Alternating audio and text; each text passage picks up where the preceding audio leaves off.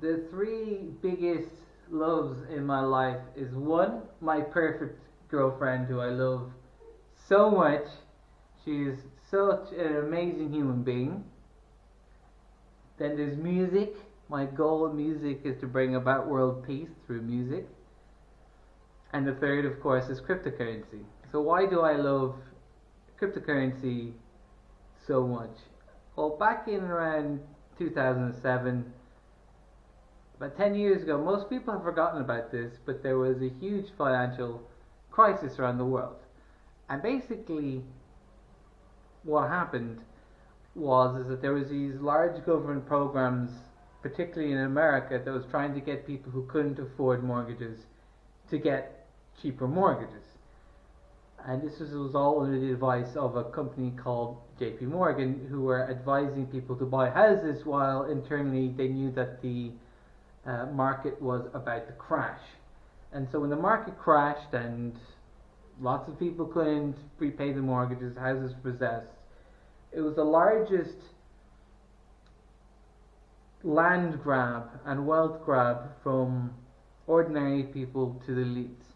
And the solution to this problem were, of course, the bank bailouts, where the banks were just given more money. So they were already given a lot of money and land unnecessarily, and they were just given more money.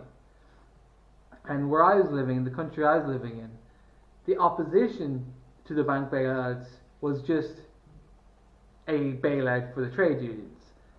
So the mainstream wanted a bailout and the opposition wanted a bailout. So there was no question of that large companies and organizations should fail, and there was absolutely no inquiry at all into why the banking crisis happened. And still 10 years later, there has never been a national conversation in Ireland about the banking crisis that is going to happen again shortly after the stock market crashes again. So my take on it was at the time that the main problem was the fractional reserve banking. So for every €100 that's put into a bank, or dollars, whatever, €1,000 dollars is then put out in loans. So that means the banks can acquire 10 times the amount of physical assets for every euro or dollar that's put into a bank. So what was happening at the time is that people were going to their bank accounts and trying to take it out, and in some countries they weren't able to take it out because the money isn't actually there.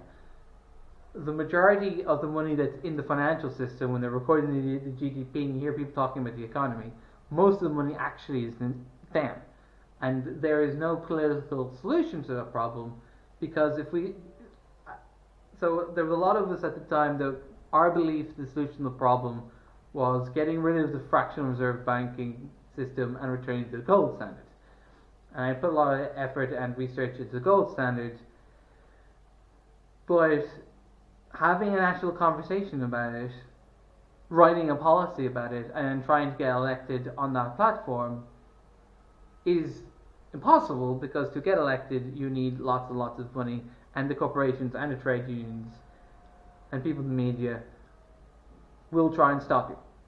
Like Ron Paul was running to be president of America at the time, and the media just completely blanked him out, despite the fact that if he had been elected, we wouldn't have the Donald Trump situation we have at the moment.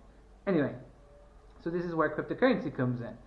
So Satoshi Nakamoto created the white paper for Bitcoin to solve the double spend problem. The fact that when we put money in a bank, it is spent more than twice. In most cases, it is spent 10 times.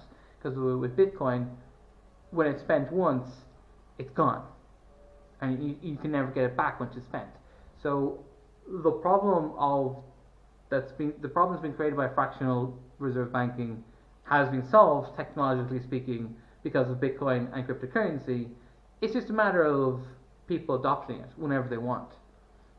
So other than solving the fractional reserve banking problem, it's just the idea that billions of people around the world can come together and say, we don't like the fractional reserve banking, it's really difficult to set up a bank because of regulations and all that kind of stuff, and it's very difficult to get elected because the political systems around the world are corrupt as hell.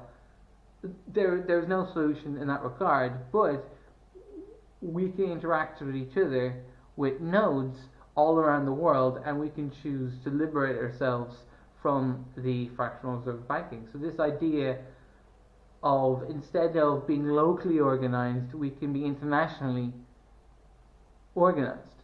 And other than Bitcoin, has resulted in, like, say, Ethereum, which is a decentralized supercomputer, decentralized space on our computers. People can rent out the space in the computers or nodes they have.